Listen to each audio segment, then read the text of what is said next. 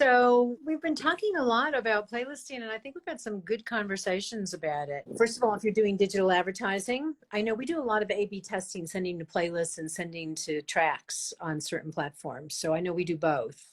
The jury's out as far as what works better, and it depends on the artist, it depends on the asset. Depends on the song as well. It always comes down to the song. If the song connects with people, then they're going to react to it. And if it doesn't, it just moves forward.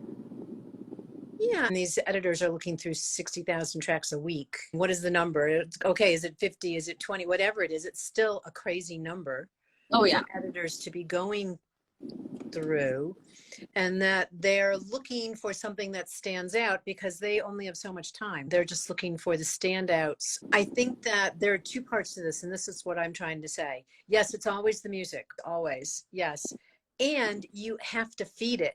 You have to nurture it. You have to say something about it that gets attention before they even listen. Some of the editors listen and then look. So maybe that's the conversation right now, is obviously using the tools that we have with Spotify for Artists and Amazon for Artists. You have the ability to pitch, as it were. What is your steps with crafting a pitch? And what are you finding more successful when it comes to pitching a track? I know that some people use a narrative.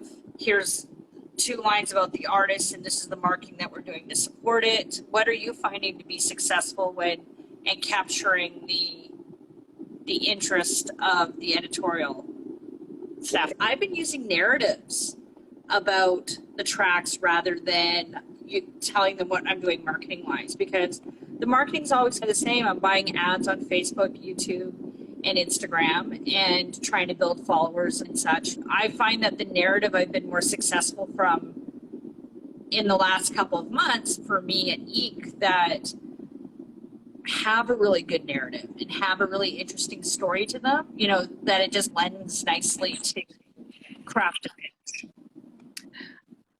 Interesting. With A Family Curse, because it's Candle and Neil Osborne, I could be writing that block of text of Candle and Neil Osborne's. This is what we used for the last pitch. Shake and Shudder is an Americana groovy number about baby Kay's lover moving on and leaving her in the dust like a lonely withered cactus in the desert. Written on the fly via dad and daughter, sending vocal notes across country and tracking DIY in the basement. It's a Texas Blue-inspired shuffle with a little senatorial slide guitar. Your definition of narrative is more about the music and the artists as opposed to the marketing plan and or the press coverage. More about the story than the informational marketing component. So what are you finding in what we're doing at DPG in pitching and with the clients that we're working with there? We're doing a hybrid, I think. Yeah. We're less and less about the marketing plan, and we do try to make similar artist statements just to try to position the artist. And so we always try to include those, although Amazon has a similar artist field. So you can do that. And we work to use SEO adjectives. Do you know, it's like we're trying to salt. So if someone's Americana, we consider them Americana, then we're using the word Americana in the description, even though, of course, we're putting it into the genres that include Americana. And we might say gutsy Americana ballad or something like that. I'm making it up because I don't have it in front of me. And then, yes, mostly narrative about the story of the song, whether how they wrote it, sometimes even who they wrote it with can be helpful, or who produced it.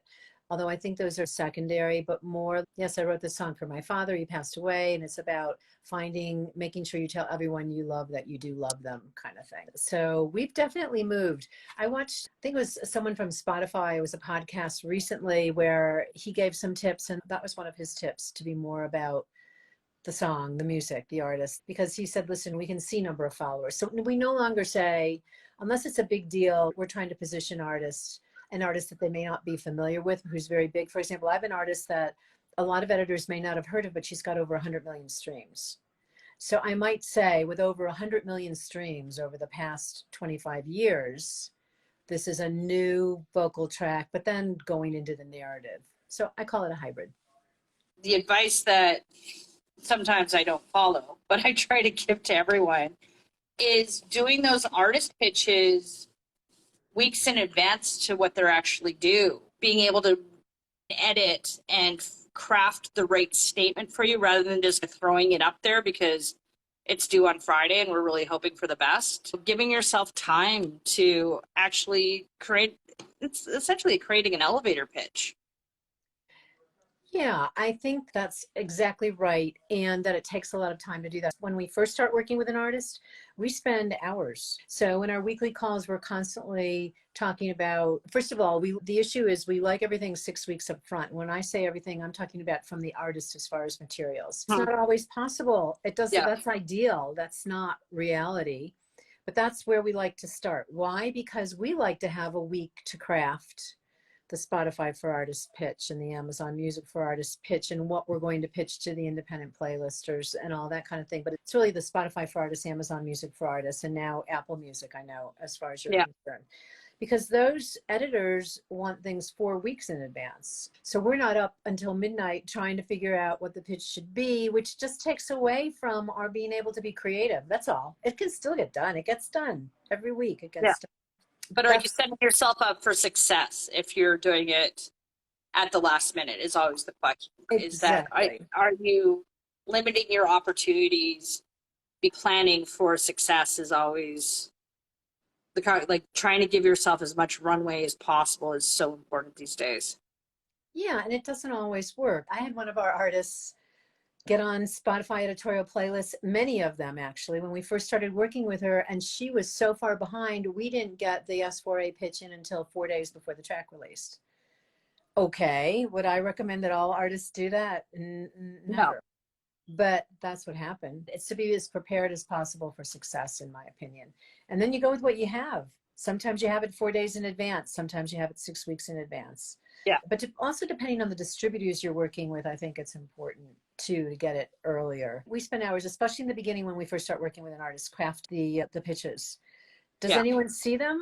I was speaking to a distributor a little while ago about liners. Should artists do liners? They're a lot of work, right? You have to make up, whether you're male or female or whatever, you have to make yourself up, have some kind of a, even if it's on an iPhone, you've got to do some recording of yourself. It's not that easy to do.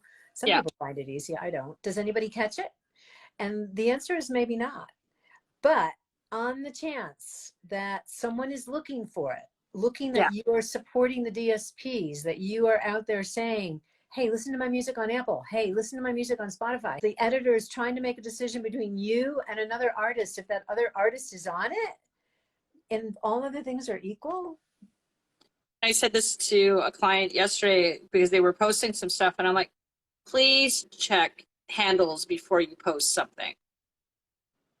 Or make sure that you're posting the correct handle for the DSP if you're doing a shout out. Yes, it's great that you've put the link in, which is fantastic, but also tag the DSP so that they know that it's there, because there is, at least here in Canada, there is someone who's going through and checking their tags, because I've seen retweets and I've seen reposts and our distributors have come back and said, hey, you know what, it was a good look for us to have that happen.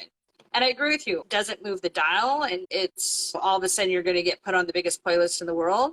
No. But everybody likes to see that they're being supported, especially when they have to support so many other people. Exactly. It's like you show them love and it's a possibility that you'll get some love back, kind of thing. Exactly. Building a relationship, right? The biggest thing about this business is that you're building a relationship with your partners and you're building relationships with the people who listen to your music. I think we should end there, because this is a tiny talk. So thanks for joining us today. You can find us at dpgworldwide.com. We can get you through to Erin if you are Canadian and have a Canadian artist that you're interested in Erin's services in Canada, which include DPG's playlisting, but also many other management and other administrative services. Or you can get in touch with me, Andrea, at dpgworldwide.com. If you have any suggestions on what we should talk about, just send us a DM here at DPG Worldwide.